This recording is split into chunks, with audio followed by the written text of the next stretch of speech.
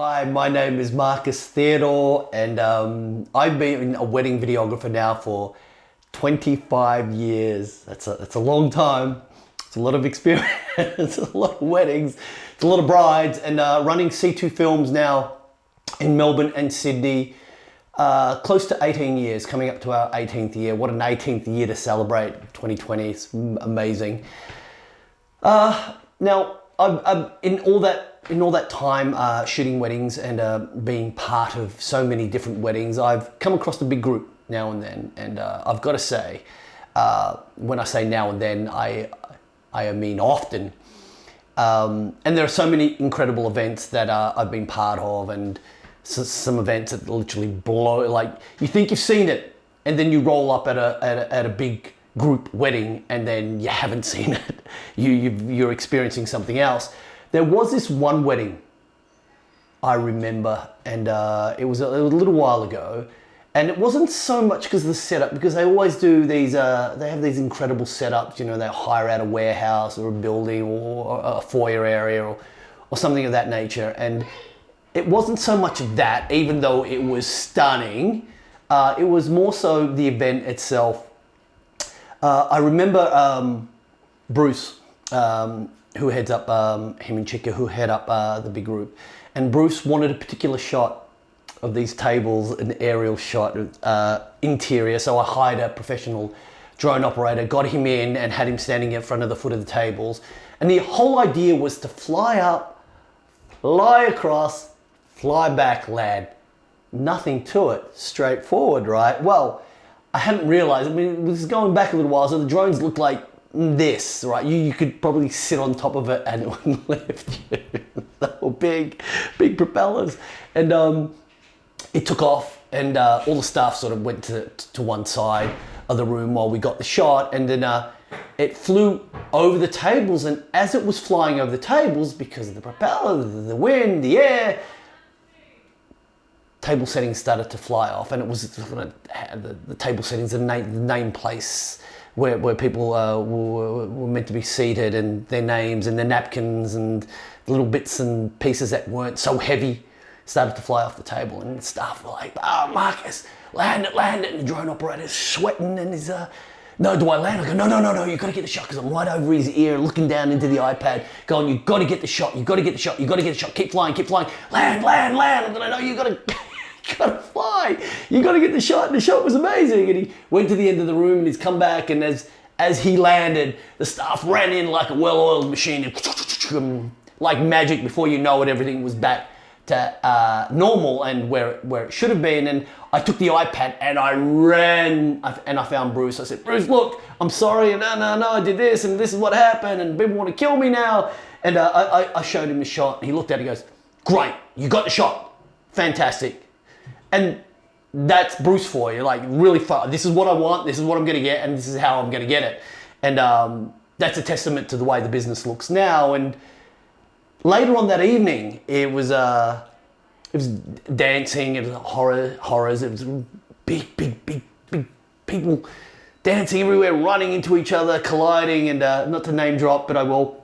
And Michael Clem was at the wedding, and gave me an elbow, camera getting in there, while people jumping around, and gave me an elbow, and I hit the ground, and the boys were still spinning in circles and stuff like that. So I hit the ground, I'm looking at the camera's good, and I feel these hands under my armpits, lift me up, and give me a little shove back in there, a little gentle shove, get back in there. And I turned around, and it was Hugh Jackman, it was the Wolverine. He's done a million different roles, not quite a million, but a million different roles, and I only know him as a Wolverine. And I'm like, oh, it was like, it made my month. And all I was hoping to do was fall down in front of his feet again, so I could feel those big, strong, manly hands pick me up. But in all seriousness, if you're looking at getting into this industry as a wedding videographer, there's plenty of tutorials out there that will show you composition, how to film, gear to buy, and gear's always updating, so lenses to look at, sort of look and feel that you're after. But the advice that I could give you, genuinely and authentically, is make sure you enjoy what you do. And obviously that goes with everything, but in particular, wedding videography, because you are with the bride more so than anyone else throughout the entire day. Like from, you know, the moment they're preparing and sometimes right up to the end. I mean, I've been with couples for 18, 19 hours. I know Asian ceremonies, tea ceremonies in the morning. And so you're spending a lot of time with them. So you got to love people.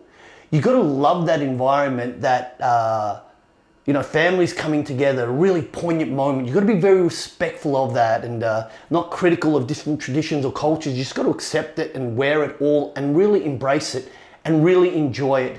For me, that has been the one cornerstone that I've taught every videographer that has come through C2 is, you know, you've really got to love it. You've got to immerse yourself in it. And it's high pressure.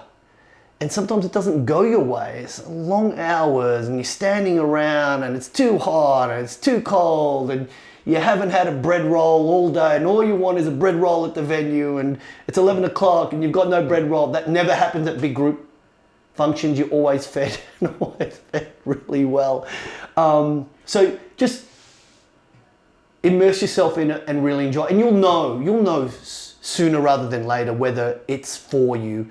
That's, I guess there's so much more I can offer, but that to me is really the keystone to everything. And a technique that I really love to employ when I am shooting is having the person that I'm shooting being really relaxed in front of camera, really authentic, being themselves. And I do that by not taking myself too seriously I take what I do seriously, but I don't take myself too seriously when I'm shooting and when I'm working with couples, because I know, you know, it's the first time, it's the one moment, and suddenly you got a camera crew here and you got someone standing here, and I just want to be myself. I just want to put my dress on, suit on. I just want to wait for my bride. I just want to walk down the aisle, and there's so many eyes on you. So I'd really just work with our couples and, you know, help them really relax on the day and obviously be very authentic, but be very complimentary. If the suit is nice, if the dress is gorgeous, the dress is always gorgeous. The bride is always gorgeous. I love going up to the groom prior to the ceremony while he's standing there.